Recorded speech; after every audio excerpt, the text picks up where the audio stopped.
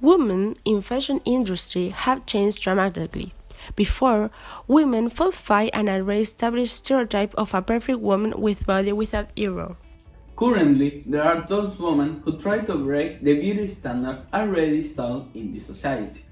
In some cases, overweight is very common in some bodies, while in other cases, we see women with underweight. This problem is very normalized in this industry. Large companies should not promote unhealthy bodies or normalize obesity, because both cases demonstrate serious illnesses and should not be an example to follow. The fashion industry promotes extreme cases of skinny people. This is really influenceable to the society because they are going to copy this type of body and they are ignoring the fact that it's an unhealthy body. It's considered that this happened because all of us want to follow a stereotype that shows in the magazines, movie, etc. If you are more fat or more skinny, you feel excluded.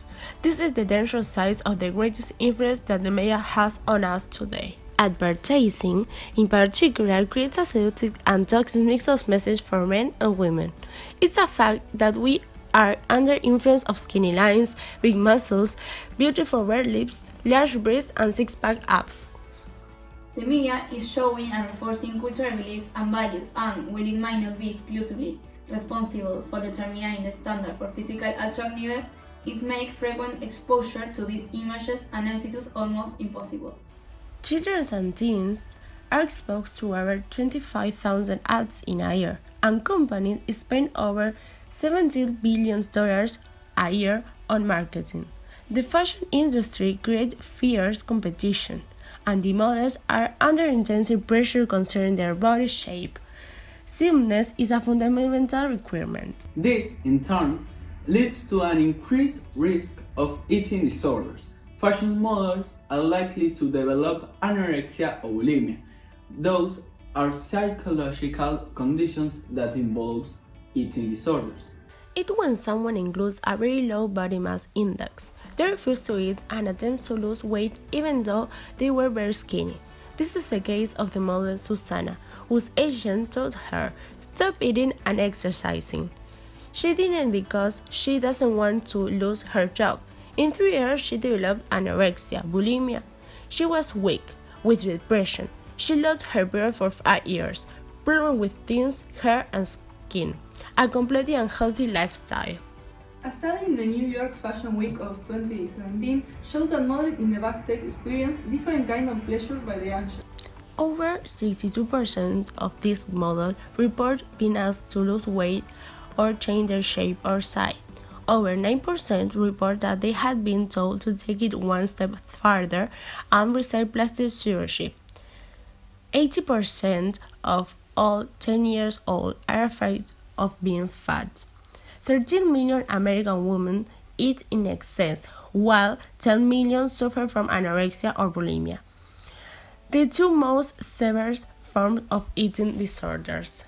The fashion industry normalized obesity standards, so the part of the society that have this type of body understand that it's okay by the way they are, and they are ignoring the fact that it's an unhealthy body.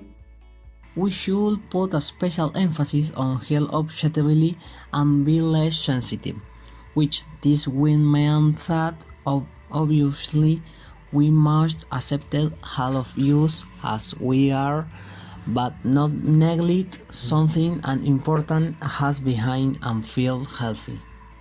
People should not be mistreated because of their weight, and we should never feel pressure to get our bodies to fit some model ideal.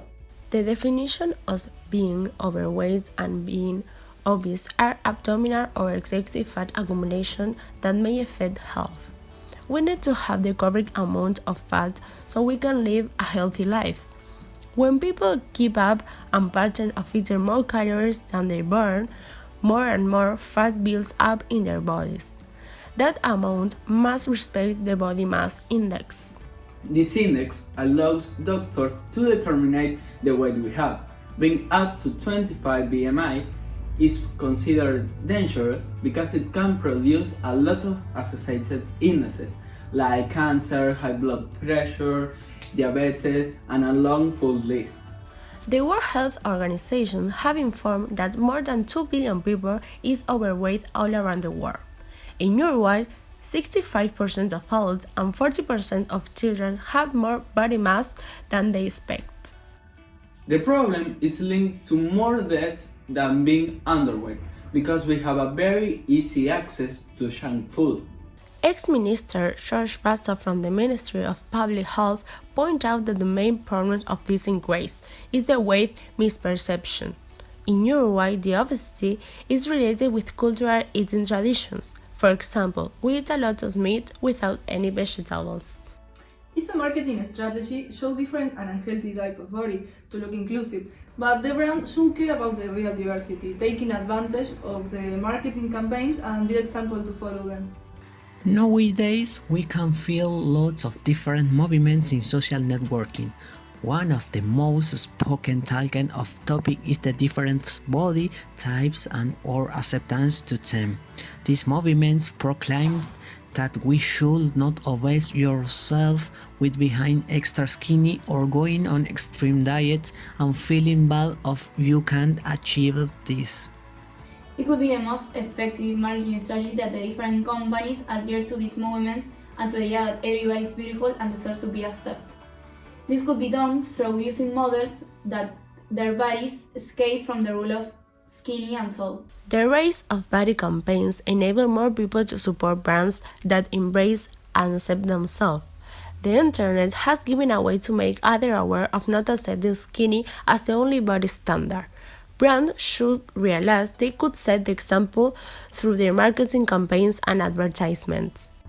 One thing remains clear in body positivity marketing.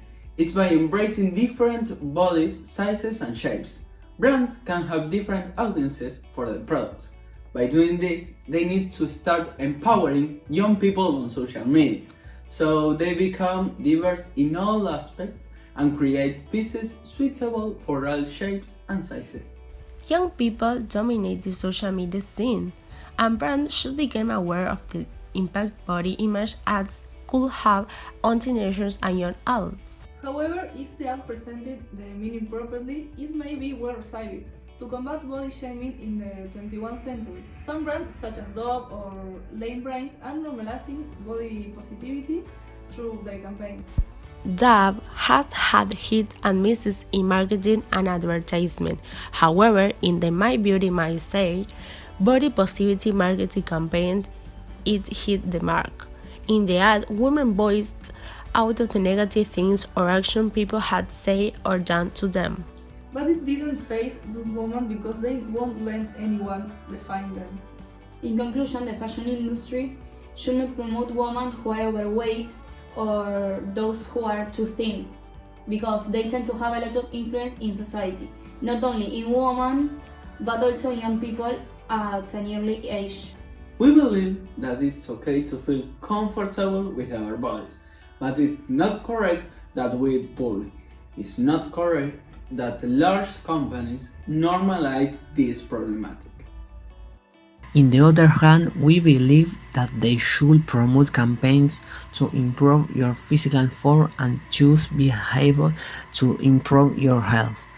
Social networks are usually a mechanism of influence in a part of the world, and this is a form of that good health and physical care must be promoted, and that is the work of companies. We shouldn't exclude ourselves or feel bad about seeing a woman who is in a good physical shape. This should be an inspiration to improve our health and learn to take care of ourselves and love our body.